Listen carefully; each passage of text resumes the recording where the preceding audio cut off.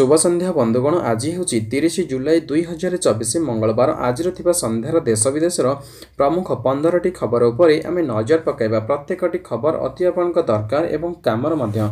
नजर पकाइबा पूर्व जदि आप यूट्यूब चैनल को एपर्यंत सब्सक्राइब करना तो चैनल को सब्सक्राइब करा सहित वीडियो गोटे लाइक करूँ, कारण देश विदेश जहाँ भी न्यूज अपडेट आसपारे सर्वप्रथम। एवं चलतु नजर पकाइबा आज news update. Number 1 Paris Olympics 2024 Bharat पर आउ एक पदक।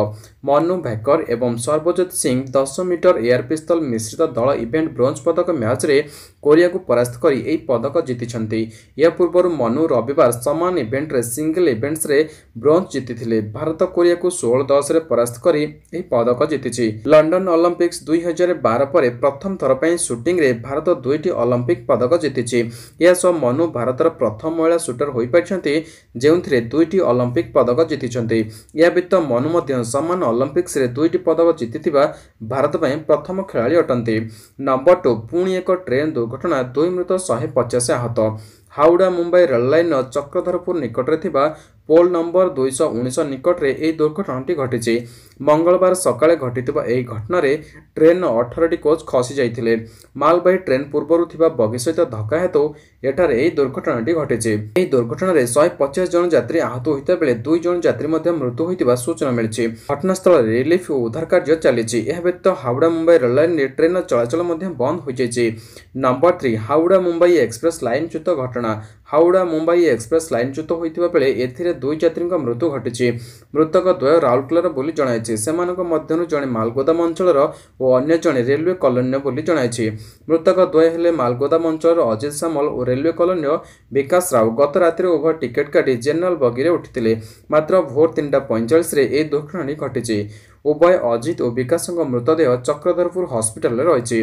नंबर 4 5 वर्ष भितर ओडिशार विकास बहु आगक जीव। दिल्ली रे नीति आयोग बैठक में जोगदेवा परे सोमवार मुख्यमंत्री मोहन माझी ओडिशा फेरिछन्ति। भुवनेश्वर में पहुंचा पर गणमाध्यम प्रतिक्रिया रखिछन्ति मुख्यमंत्री। एही समय मुख्यमंत्री ओडिशा विकास आलु जोगाण समस्या और पोलभरम प्रकल्प पर प्रतिक्रिया रखिछन्ति। मुख्यमंत्री कहिछन्ति 2036 सुधा नुआ ओडिशा गठन लक्ष्य रखिछि। 5 वर्ष भितर ओडिशार विकास बहु आगक जीव। विकास केन्द्रबिंदु ओडिशा ही हेबो। नंबर 5 भारतीय टेनिस किंवदंती रोहन को अवसर घोषणा।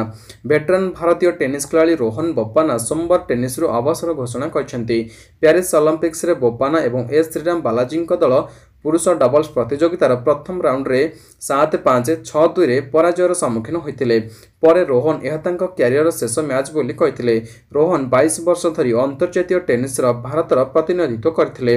वर्तमान से तांकर ऐतिहासिक क्यारियर को समाप्त करछन्ती। नंबर 6 मुंडली रे पहुंचला वर्षर प्रथम बन्या जल। कटक मुंडली ब्यारेज रे पहुंचला वर्षर प्रथम बन्या जल। फल फुलुची महानदी और अन्य शाखा नदीर जलस्तर। जल संपद विभाग मुख्यमंत्री सूचना अनुसार बालेश्वर माथानी जल का विपद संकेत उपरे प्रभावित होता बेले बरमूल ठारे यह स्थिर रही। तेबे अन्य स्थान मानक बन्या स्थिति सृष्टि होबारे से भली कौनसी सूचना नहीं, तेणु बन्या नहीं कौनसी भय नहीं बोली कहिसंती विभागीय मुख्य जंत्री। नंबर 7 वायनाड रे भूस्खलन नियोजित भारतीय सेना। केरल वायनाड रे प्रबल वर्षा जोगु होइतिबा भूस्खलन रे मृत्यु संख्या 60 रे पहुंची। एबे भी अनेक लोक फसिचंती। एहारी मध्यरे प्रतिरक्षा मंत्री राजनाथ सिंह बड़ कार्यानुष्ठान नैछंती। भारतीय सेनार प्रमुखों सहित कथबार्ता करी भूस्खलन प्रभावित अंचल रे उद्धार कार्य पई भारतीय सेना को नियोजित करछंती। तेबे एही घटना रे प्रधानमंत्री ठारू आरंभ कर राष्ट्रपति पर्यंत समस्ते दुख प्रकाश करछंती। प्रधानमंत्री मृतकों परिवार को 2 लाख टंका एवं आहतों को 50,000 टंकार सहायता राशि घोषणा करछंती। नंबर 8 श्रीमंदिर सेवायतों को कारण दर्शाओ नोटिस। बाहुड़ा यात्रा रे देवी सुभद्रा रथरे अण सेवायत चढ़ा मामला रे श्रीमंदिर सेवायतों को कारण दर्शा नोटिस जारी कर श्रीमंदिर प्रशासन। 7 दिन भितर उत्तर दे न पाइले कार्यानुष्ठान ग्रहण कर मामलार चूड़ांत निष्पत्ति न हेबा जाए संपृक्त सेवकों प्राप्य पाउणा स्थगित रखा दैतापति निजोग संपादकों को जणाइछन्ति श्रीमंदिर प्रशासन। नंबर 9 ड्रप आउट पिलांग पई माधव सिंह हाथ खर्च। अधारू पाठ छाड़ुथिबा आदिवासी पिलांग पई माधव सिंह हाथ खर्च पांठी घोषणा। माधव सिंह हाथ खर्च योजना रे आदिवासी पिलांग प्रोत्साहन राशि मिलिबो। चलित बजेट रे याको मुख्यमंत्री बड़ घोषणा करछन्ती। एही योजना अधीन रे नवम और एकादश श्रेणी रे नाम लेखाइथिबा जनजाति छात्र छात्री को वार्षिक 5,000 टंका मिलिबो। शिक्षा मंत्री नित्यानंद गंड कहते एही योजना रे जनजाति छात्र छात्री उपकृत हेबे और आग्रह रे पिला स्कूल जिबे। नंबर 10 आरबीआई रो रिपोर्ट डाटा चोरी रु 18 कोटी क्षति। देश में दिनकू दिन डाटा चोरी मामला बढ़ी चलछि। सोमवार भारतीय रिजर्व बैंक पक्षरु जारी एक रिपोर्ट अनुसार 2023 रे भारत रे एक डाटा चोरी जोगु हाराहारी क्षति परिमाण 2.18 न्यूटन डॉलर बा पाखापाखि 18.25 कोटी टंका रही। 2020 ରୁ 2023 ମଧ୍ୟରେ ଏଥିରେ 28% ବୃଦ୍ଧि ଘଟିଛି। ଦେଶରେ ସାଇବର ଆକ୍ରମଣରେ ଫିସିଂ ମାମଲା ଅଧିକ ରହିଛି। ଗତ ବର୍ଷ ପ୍ରାୟ 22% ଫିସିଂ ମାମଲା ସାମ୍ନାକୁ ଆସିଛି। ନମ୍ବର 11 ट्रेन दुर्घटन विरोधी प्रश्न बाहानगारु राजखर सुआ।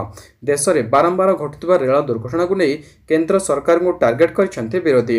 सरकार ट्रेन दुर्घटना रेकर्ड करने को चाहते बोली समाजवादी पार्टी मुख्य अखिलेश यादव कटाक्ष करते सेमाने प्रश्नपत्र लीक रे रेकर्ड करथिले वर्तमान रेल दुर्घटना रेकर्ड करुछन्ते।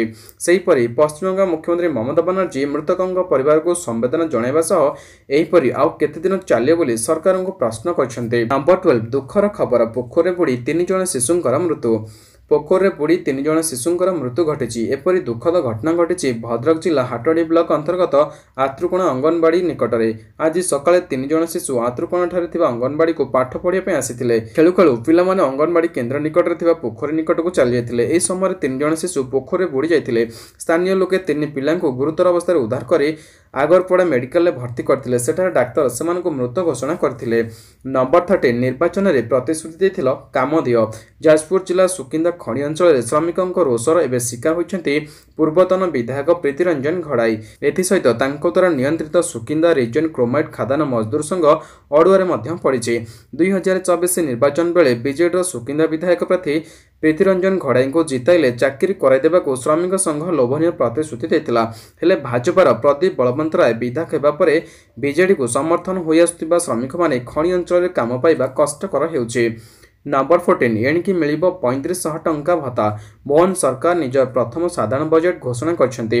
ए बजेट पई 2024-25 आर्थिक वर्ष रे 2,65,000 कोटी टंका व्ययबराद होइछि। 2023-24 आर्थिक वर्ष रे यह 2,30,000 कोटी टंका थिबा बेले चलित थर यह 15% वृद्धि पाइछि। एही क्रम रे राज्य सरकार भत्ता टंका को बढ़ाइछन्ते। सरकार सामाजिक सुरक्षा भत्ता टंका राशि बढ़ाइछन्ते। वर्तमान सामाजिक सुरक्षा भत्ता आकार 3,500 टंका मिलिबो। नंबर 15 राज्य रही 719 बेआईन अपार्टमेंट।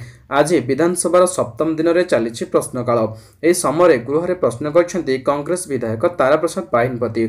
उत्तर रखी मंत्री कृष्णचंद्र महापात्र कहते बेआईन कोठाबाड़ी निर्माण करुवा व्यक्तिविशेष किंबा संस्था मान विरोध में ओडिशा उन्नयन कर्तृपक्ष अधिनियम 1982 धारा 90, 91, 92 अनुଯାयी कार्यानुष्ठान ग्रहण पर आईनगत व्यवस्था रही। भुवनेश्वर तथा अन्य शहर मानक 719 मामला बेआईन कोठाबाड़ी विरोध में दाखल होइछि।